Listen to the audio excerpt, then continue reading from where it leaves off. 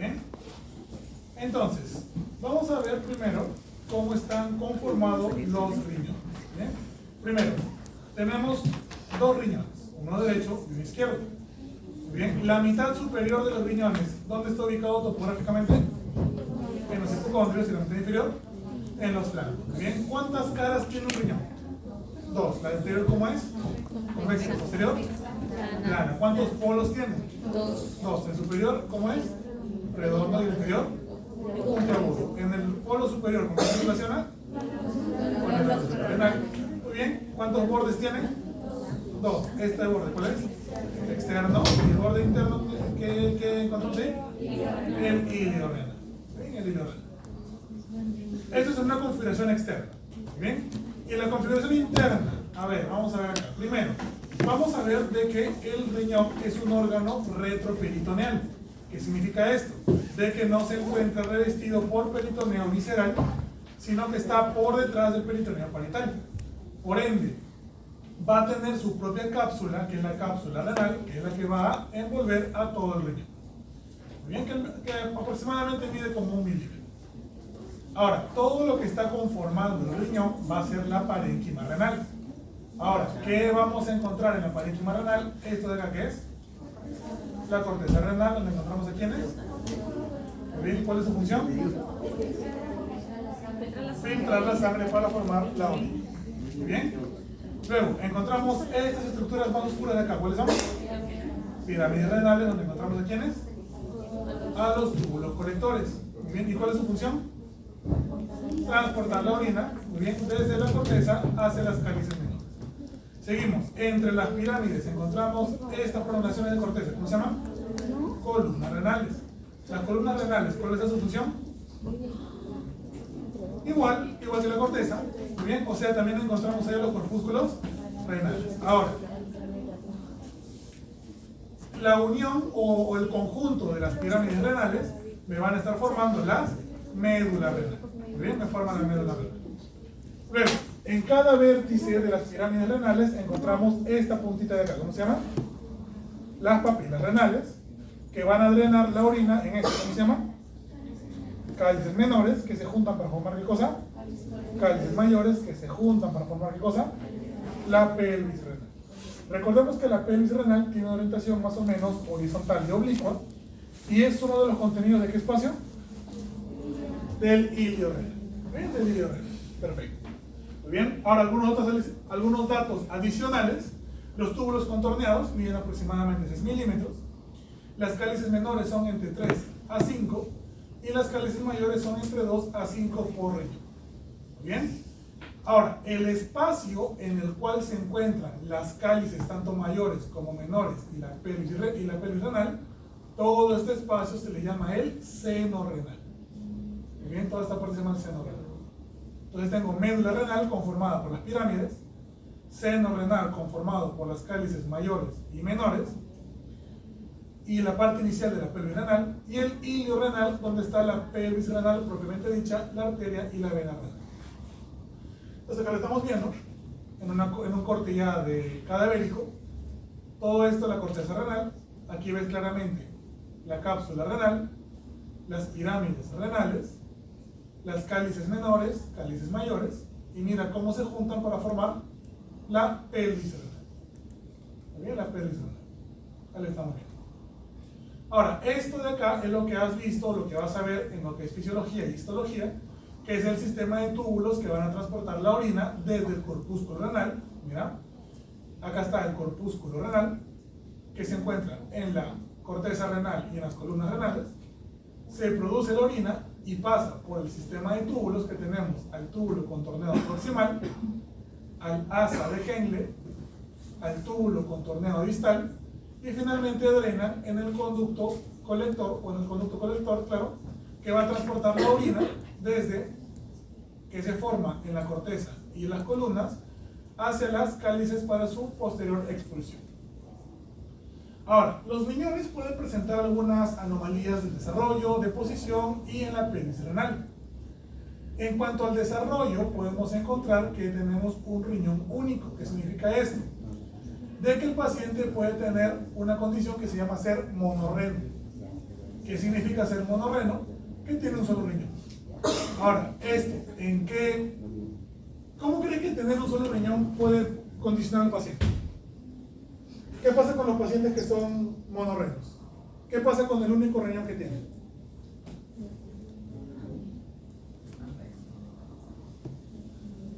¿Qué pasa con el único riñón que tienen? Por ejemplo, si hay un paciente que es monorreno izquierdo, que solo tiene el riñón izquierdo, ¿qué pasa con ese riñón izquierdo? ¿Va a trabajar igual o más?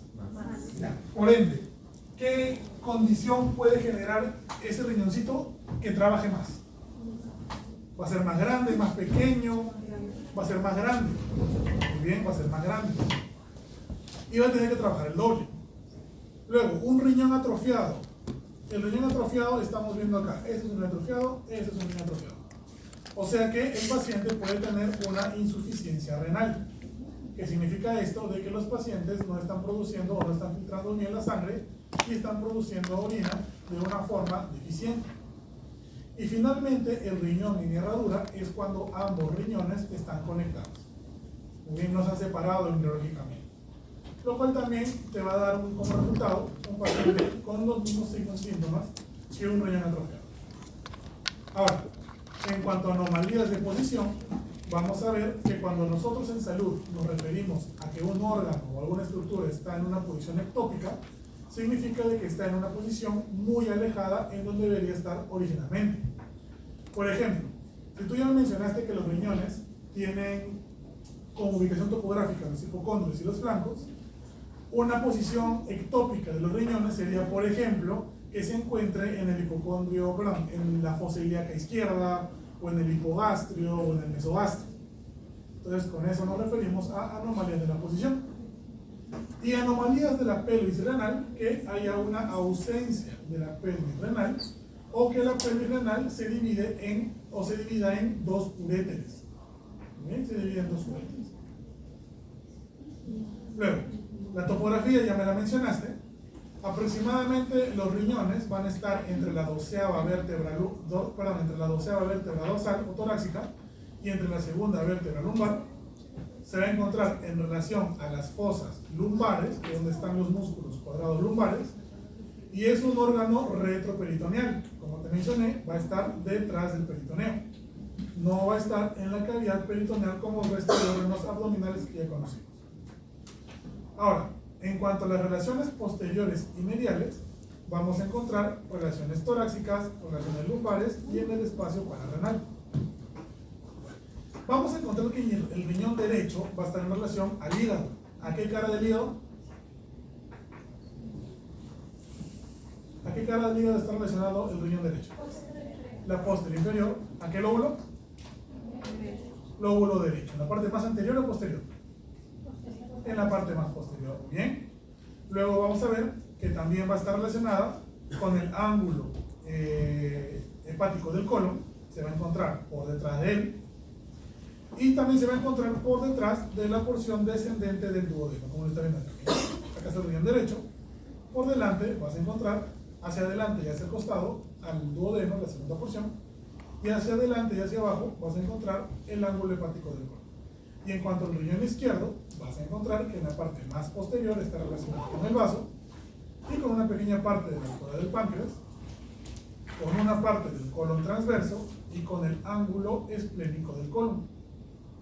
Bien, entonces aquí estás viendo las relaciones que encuentras del riñón derecho y el riñón izquierdo.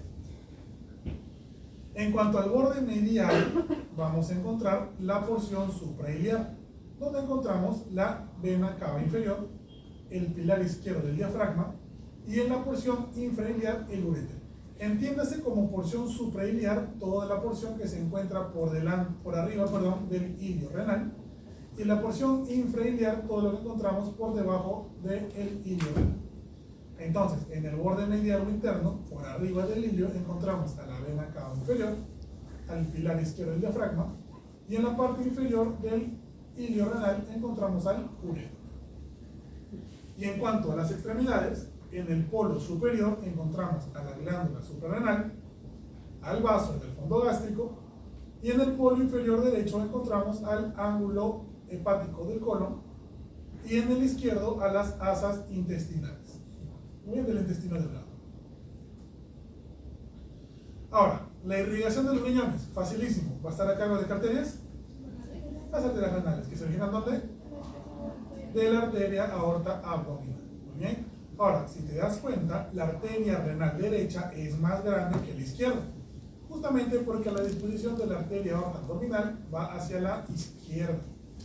Muy bien. La arteria renal derecha se va a originar a nivel de la L1 y va a medir aproximadamente entre 3 a 5 centímetros y presenta un diámetro de entre 4 a 7 centímetros. Por su lado, la arteria renal izquierda, muy bien, es más corta porque está más cerca del riñón izquierdo y por delante se relaciona con la vena renal izquierda y el cuerpo del páncreas. Además, vamos a tener que la arteria renal me va a dar dos grupos de arterias. Las ramas extrarrenales, que son la arteria suprarrenal inferior, las ramas uretrales y las arterias capsulodicosas, que van a estar originándose por fuera del riñón, y las ramas intrarrenales que se van a originar dentro del riñón, que son la rama anterior de la arteria renal y la rama posterior de la arteria renal. ¿Bien? Son los dos tipos de ramas que se van a originar de la arteria renal. Por su parte, la vena que va a recoger la sangre de los riñones van a ser las venas renales. Caso contrario de las arterias, la vena renal izquierda es más corta y la vena renal derecha es más larga. Perdón, la vena renal derecha es más corta y la vena renal izquierda es más larga. Justamente porque la vena cava inferior, que es donde drenan ambas venas, está más hacia la derecha en el abdomen. ¿Bien? Y además el sistema venoso se origina en la zona subcapsular de la corteza a través de las venas estrelladas, venas interlobulares, venas arcuatas, venas rectas y venas interlobulares. Bien, esto último no es tan importante, me interesa más que sepas que todo este sistema venoso que recoge la sangre de los riñones se va a originar por encima de la corteza renal, a este nivel de acá. ¿Bien? Entonces acá estamos viendo cómo se distribuye el ilio renal. Vamos a encontrar aquí a la pelvis renal y miren cómo la arteria renal me da las ramas renal anterior y renal posterior dentro del riñón y mira cómo la vena cava inferior se origina a nivel arriba de la corteza renal, bien por arriba del ilio renal. Entonces acá estamos viendo en el riñón, aquí tenemos la arteria renal. Y además acá tenemos una anomalía que es una arteria renal accesoria. Aquí está la vena renal y por debajo tenemos a la pelvis renal. Mira cómo la arteria aorta abdominal se encuentra más hacia la izquierda. Es por eso que las arterias renales son más cortas, izquierdas, y las derechas son más grandes. Caso contrario la vena. Mira acá la vena cava inferior, debe estar por acá. Y mira cómo la vena renal izquierda es mucho más larga porque tiene que viajar todo ese trayecto de acá. Y la vena renal derecha es mucho más corta justamente por la disposición de la vena cava inferior. Fácil. La inervación de los riñones va a estar dado principalmente de 6 lugares. Por los ganglios aórtico-renales, por los ganglios renales, por los nervios esplácnicos, estos son importantes, los nervios esplácnicos, importante también el plexo celíaco, por el ganglio mesentérico superior y por el tronco simpático lumbar.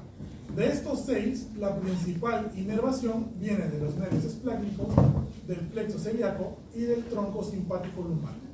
Los ganglios aórtico-renales, los renales y los mesentéricos superiores son un sistema de ganglios que aportan a una inervación al riñón, pero principalmente son estos 3 de aquí. Listo, pasamos con los uréteres. Pregunta, ¿los uréteres con quiénes conectan? ¿A quiénes conectan? A la pelvis renal con la vejiga, perfecto. ¿Qué transportan? Orina, muy bien. Recordemos que los uréteres van a tener una disposición totalmente vertical. Bien. Y la porción descendente de los uréteres, ¿cuál es su ubicación topográfica? Los flancos. ¿Y la porción terminal? El hipogastro. Perfecto, el hipogastro. Bien, entonces aquí tenemos el trayecto de dirección que se origina en la región lumbar y se dirigen verticalmente hacia abajo y se bifurcan a nivel de la arteria ilíaca común para poder desembocar en la vejiga. ¿Muy bien? Son un conducto muscular, ¿de qué tipo? ¿Qué tipo de músculo tienen los uréteres? Liso, muy bien, conducto liso. Y tienen tres porciones: la porción lumbar, que se encuentra en el abdomen, la porción pélvica, que está en la pelvis, y la porción intramural, que es la que va a perforar a la vejiga. Y aproximadamente miden entre 30 a 35 centímetros de largo. Ahora, algunas anomalías. Tenemos uréteres dobles, como pueden ser acá, mira, tenemos acá que sale uréter doble, uréter bífido, perdón, este es el doble, que salen dos uréteres. El bífido es que salen dos uréteres, pero luego se juntan en uno solo. Los megauréteres son esos uréteres que son grandes, súper anchos, y las terminaciones aberrantes son estas de acá, ¿no? Que en la parte terminal, cuando están desembocando en la vejiga, suelen tener anomalías que son dos, o son gigantes, o simplemente no están. Entonces, algunas anomalías. Ahora, en su porción abdominal, el uréter lumbar y el uréter sacroiliaco, muy bien, son los que van a estar presentes. En la porción pelviana tenemos al uréter pélvico en el hombre y en el uréter pélvico en la mujer. Y en la porción intramural se va a abrir en la vejiga urinaria y el uréter va a perder sus fibras circulares cuando llegan a la vejiga. O sea, el uréter, a lo largo de todo su recorrido, el músculo que presenta tiene fibras circulares que se pierden justo al desembocar con la vejiga. Ahora, ¿quiénes van a irrigar a los uréteres? Tenemos a la arteria ureter larga, a la arteria ureter larga y a las arterias uretales cortas. ¿Bien? Y las venas que van a recoger la sangre del uréter van a ser las mismas, pero cambiando arteria por vena. Las venas uretales largas y las venas uretales cortas. ¿Bien? Son las que van a darle irrigación y retorno venoso al uréter. ¿Quién lo va a inervar al uréter? Principalmente los plexos renales, mediante la raíz nerviosa superior. Pero bueno, los plexos renales son lo que tienes que aprender. El nervio hipogástrico, mediante el nervio principal inferior. Y el plexo hipogástrico inferior, que es raíz de la raíz inferior. ¿Bien? Esto me interesa que sepan los principales, los troncos principales: el plexo renal, el nervio hipogástrico y el plexo hipogástrico inferior. Son los que van a darle inervación al uréter. Y finalmente, la vejiga, vamos a ver que es un órgano que tiene forma piramidal cuando está vacía y forma redondeada cuando está llena. Su capacidad oscila entre los 250 y 300 centímetros cúbicos, y en el vértice antero superior, que es este de acá, se fija el ligamento umbilical medio. ¿Okay? De acá sale el ligamento umbilical medio, y en su vértice antero inferior, o sea, aquí es donde va a salir el orificio uretral, y en sus orificios superior externos van a desembocar los uréteres. Bien, pues acá estamos viendo, miren, esta capa que está adentro, ¿cómo se llama? La capa mucosa. Miren, aquí tenemos el orificio de la uretra, y en la parte posterior tenemos a la desembocadura de los uréteres, formando acá este triángulo, ¿cómo se llama? El trígono vesical, que está formado por la desembocadura de la uretra y la desembocadura de los uréteres.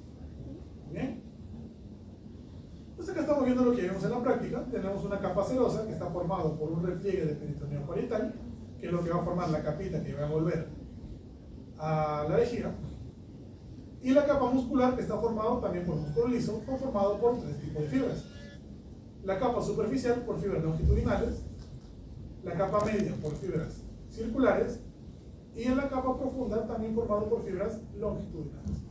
Y finalmente la capa mucosa está formada por epitelio de transición, que es la que va a tener contacto directo con la orina. Acá está el famoso trígono vesical. Miren, aquí tenemos a la porción terminal, que es la que está desembocando en la vejiga de los uréteres, y en la parte inferior tenemos a la desembocadura de la uretra. Entonces, este trígono de acá es el que está formando el trígono vesical. Y finalmente, la orina va a ser expulsada hacia el exterior mediante la uretra. Pregunta: ¿cuántas porciones tiene la uretra masculina? 3. 3. Esta de acá que está perforando la próstata, ¿cuál es? Prostática. La que está perforando al diafragma pélvico. Diafragmático. Y la que atraviesa el pene, esponjosa o peniana. Muy bien. Y la femenina es mucho más corta. Muy bien. ¿Y qué nombre va a recibir? simplemente uretra, ¿muy bien? Porque no tiene porción. Muy bien, a diferencia del varón, esta solo mide 3 a 5 centímetros y es más susceptible a infecciones, porque está mucho más cerca al ano. Muy bien, justamente porque está más cerca al ano, lo cual dificulta un poco más su higiene. Y bueno, al estar cerca a la principal cavidad más contaminada del cuerpo, también es más susceptible a infecciones. Aparte, las bacterias tendrían que recorrer mucho menos espacio para poder proliferar en toda esta zona de aquí. A diferencia de la uretra masculina, que mide aproximadamente 20 centímetros desde que sale de la vejiga, en donde tiene menos chance las bacterias de poder llegar a infectar las vías urinarias internas. Bien, entonces estamos viendo aproximadamente 20 centímetros desde que sale de la vejiga. Además, es un conducto compartido, como lo vimos hoy día. Es un conducto que va a transportar al mismo tiempo orina, al mismo tiempo va a transportar semen. Y acá están sus tres porciones: la prostática, esta de acá; la membranosa o diafragmática, esta de acá; y la esponjosa o peniana, que es la que va a atravesar todo el pene. Oye, acá estás viendo, mira, acá tienes la vejiga. Por debajo de la vejiga, acá está la próstata con la uretra prostática. Aquí el suelo pélvico con la uretra diafragmática. Y toda esta uretra que perfora el cuerpo esponjoso, tenemos a la uretra esponjosa. ¿Muy bien? Caso distinto en las mujeres, vamos a encontrar que una relación importante posterior a la vejiga es el útero. Y por detrás del útero encontramos al recto. Entonces encontramos simplemente la vejiga, ¿no? Y que termina en el meato urinario. Ahora, recordemos también que en el varón, la uretra, cuando llega al glande, se va a distendir formando esta fosa. ¿Cómo se llama? La fosa navicular, que se encuentra en el glande y termina siendo expulsado por el meato urinario. ¿Bien? En cambio, la mujer, la orina simplemente pasa por la uretra. ¿Y dónde se emboca? En el meato urinario. ¿Muy bien? Listo. Lo bueno de estas clases es que ya lo vemos en práctica, así que